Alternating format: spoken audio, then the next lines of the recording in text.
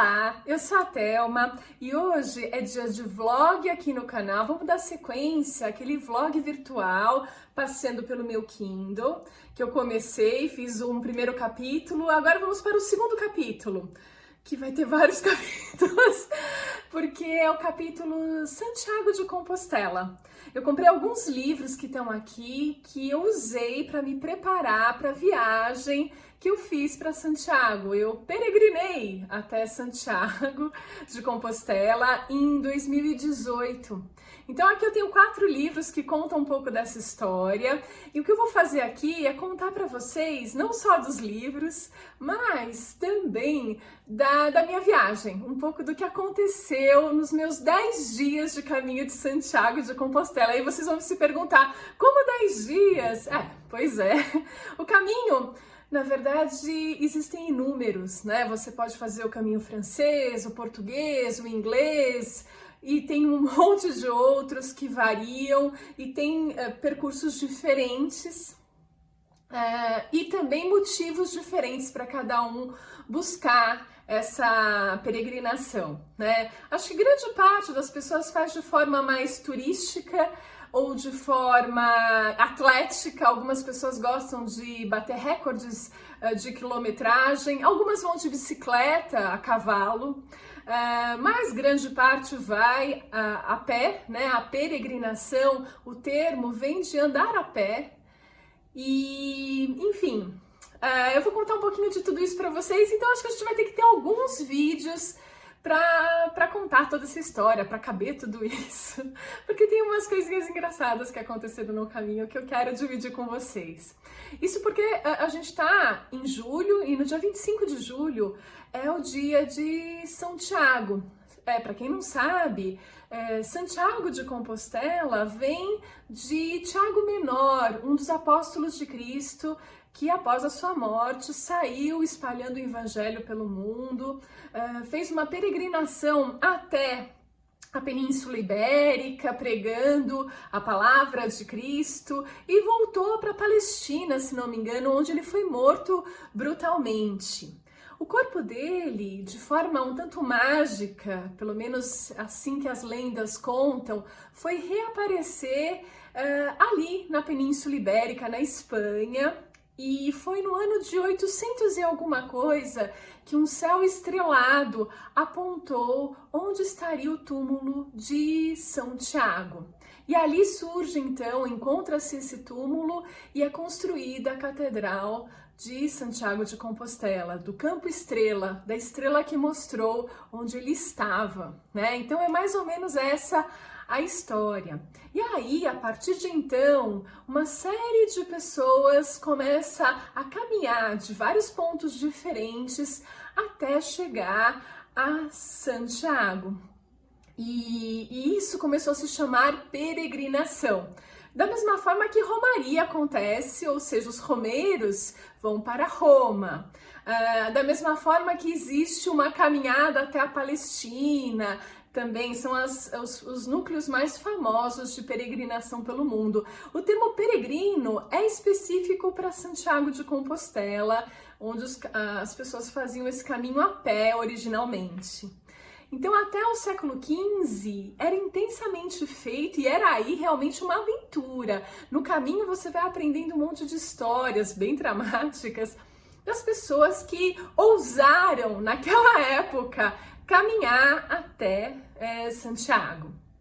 Enfim, depois do século XV, isso deu uma arrefecida e volta a aquecer no século XX, mais especificamente em 1980. Aí eu ouso dizer que deve ter tido um incentivo do governo local e um papel importante do Paulo Coelho, que ele escreve o Diário de um Mago, contando a experiência dele no caminho, e a publicação do Diário de um Mago é 1987, se não me engano, e ele vai levar atenção para essa peregrinação que estava um tanto esquecida. Outros famosos também o fizeram, como a Shirley MacLaine, por exemplo, e aí um monte de outras pessoas, mas eu apostaria, posso estar enganada, que o Paulo Coelho tem uma participação especial nessa história. Bom, dentre os livros que eu tenho aqui, Um deles é Diário de um Mago, né? Eu acho que é bem importante,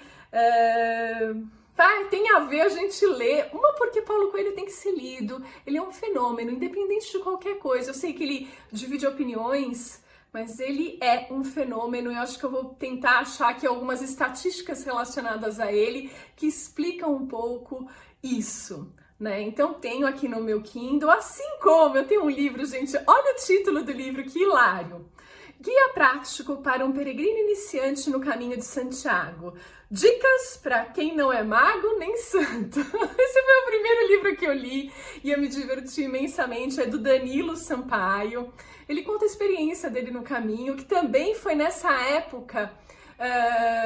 Deve ter sido lá para 1990 que ele fez, eu não lembro exatamente a data, mas não é uma coisa recente. Ele faz de uma maneira rústica, né? Ele não é Nutella, não. Ele faz porque hoje em dia, gente, cada um faz o caminho do jeito que quer. Aliás, o caminho tá dentro de cada um, essa é a verdade, né? Você vai descobrir isso depois. Mas, se você quer fazer o caminho de Santiago, você pode fazer com alguém carregando a sua mochila, você pode começar do ponto que você quiser, você pode ir de bicicleta, você pode contratar uma empresa que te leve, você pode ficar hospedado em parador, nesses castelos antigos que foram transformados num parador, os paradores, que são lugares incríveis. Enfim, o caminho te oferece o que você procura, o que você quer. E você pode fazer dessa maneira mais rústica, carregando a sua mochila e vivendo todas as aventuras, depende do seu objetivo. Acho que é interessante eu falar o meu objetivo. Eu fiquei tentada ouvindo um relato de um médico amigo que falou que já tinha ido 4 vezes de formas diferentes, sozinho, acompanhado com os filhos, bastante, pouquinho, fim de semana, enfim, falei, nossa, é possível? Ele, claro, você faz da forma que você quiser, que você puder. E aquilo foi uma sementinha, né? Quando eu tinha meus 20 e poucos, uma amiga fez, mas fez o caminho inteiro, aquela coisa, Paulo Coelho mesmo, né? E eu lembro que eu falei, nossa, isso aí não é pra mim, né? Tô fora. Mas anos e anos e anos depois, só em 2018 que veio essa sementinha e eu falei, não, eu vou fazer. E aí começa todo um processo que inclui ler esses livros. Eu tenho 2 guias, e aí eu fui procurar guias e acabei encontrando um guia escrito por uma americana, que foi o que mais respondeu às minhas dúvidas práticas, né? Porque os outros 2 livros eram mais divertidos, mais tratando de outros aspectos do que as minhas dúvidas do que vai acontecer no dia a dia, né? Então essa americana foi a que mais me agradou e respondeu as minhas perguntas. E aí você entra, é claro, em contato com a Associação Brasileira. Aí eles te dão esse passaporte super legal, onde você vai colocando todos os seus carimbos, né? Eu não tinha disponibilidade de ficar um mês inteiro ou mais de um mês caminhando, então eu fiz um cálculo e eu fui super otimista, né? Me superestimei pra caramba. Eu falei, não, eu ando 20 km por dia, eu tenho 10 dias, ok? 10 dias, 200 km, olhei no mapa e lá estava Astorga. Eu queria fazer o caminho francês, que é o mais típico, porque eu ia sozinha e aí tá um motivo, eu queria... eu me achava um tanto antissocial, um tanto tímida, fechada às oportunidades da vida. Eu falei, não, eu vou pro caminho para eu me expor à vida, porque eu não vou conseguir ficar 10 dias sem conversar com ninguém, sem fazer uma amizade. Então eu vou para me forçar a conhecer com as pessoas. Eu não quero ir com um amigo, porque aí você fica com um amigo. Não, eu quero novas amizades. Então... fui para Astorga sozinha e comecei a minha jornada. Então vou contar para vocês um pouquinho de tudo isso. Os livros são esses. E de Astorga eu fui para Foncebadon. Em Foncebadon você vai ter exatamente uma história do Paulo Coelho famosa, onde ele se encontra com um cachorro que é uma encarnação de um demônio, alguma coisa, um demônio dele que ele precisava enfrentar. Então é uma cena bem típica do livro. E foi lá que eu conheci a Ângela e a irmã e a cunhada dela, né, uma brasileira que mora meio nos Estados Unidos, um pouco aqui no Nordeste. Eu fiz amizade com ela e a gente começou meio que caminhar juntas. Mas o interessante do caminho é que você fica junto, separa, encontra de novo, separa. Eu conheci inúmeras pessoas. Eu, de cara, quebrei esse meu paradigma de que eu sou antissocial. Eu não tenho nada de antissocial. Eu converso com qualquer pessoa, em qualquer língua, aliás. Eu consigo facilmente conversar em qualquer língua. Eu vou explicando isso depois. E ali, de Fonsebadon, no dia seguinte, eu fiquei com elas até a Cruz de Ferro. Na Cruz de Ferro você leva, geralmente da sua cidade, de onde você partiu, uma pedra que simboliza toda a carga negativa que você carrega de pecados, problemas, medos, enfim, o que você quer se livrar, deixar para trás, você deixa lá na Cruz de Ferro com essa pedra. Bom, fiz isso e acabei me despedindo da minha amiga Ângela, que era um anjo, e segui sozinha, porque eu tava com pressa. Eu achava que o lance era fazer os 20 quilômetros diários, né? Que para cumprir aí os meus 200 quilômetros em 10 dias. Dali, gente, você pega uma pirambeira de pedra. As pessoas falam, não, subir morro que é problema. Não, não, não, subir é tranquilo, gente. Descer que é o problema. Nossa, eu cheguei moída em Ponferrada. Mas assim, como ainda era segundo dia, terceiro dia, foi em Vila Franca del Berço que eu percebi que eu estava morta de dor no corpo, assim.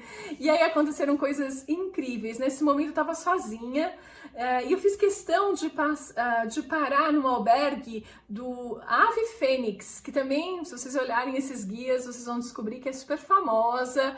O dono de lá é super famoso. E eu tive a minha primeira experiência transcendental ali nesse albergue e foi muito legal. Que outras coisas eu posso... Eu acho que eu vou continuar essa parte do que aconteceu no Ave Fênix, onde eu tive o jantar Torre de Babel. Eu apelidei de Torre de Babel porque cada um falava a sua língua e todo mundo se entendia. Porque o caminho é super barato, né? A hospedagem custa 6 euros, 7 euros. Se tiver incluído um jantar coletivo, vai para 10 euros. Jantar regado a vinho, uma delícia, onde você conhece um monte de gente. Então, por si só, a viagem, gente, se você tiver só fins turísticos, já é muito legal. Claro que você tem que ser uma pessoa simples, né? E não ligar de dormir num quarto com umas 20 beliches grudadas uma na outra e um povo roncando pra valer, assim, coisa profissional. Mas enfim, eu consegui, gente, eu até consegui. Não era todo dia que eu dormia nessas condições. Tinha dias que eu falava assim, não, eu mereço um quarto de hotel só pra mim, pra eu ficar à vontade, relaxar e dormir, sem gente gritar. Tem gente que grita à noite. Ai, gente, é emocionante. Mas eu vou continuar então no próximo vlog, no próximo vídeo desse vlog, falando de Vila Franca del Berço, e Vega de Valcarce, onde tem o albergue brasileiro e tudo o que aconteceu ali, as coincidências. O caminho é mágico, gente. Então, são encontros, desencontros, é muito legal. Mas eu vou deixar um pouco de suspense e a gente continua no próximo vídeo. Combinado?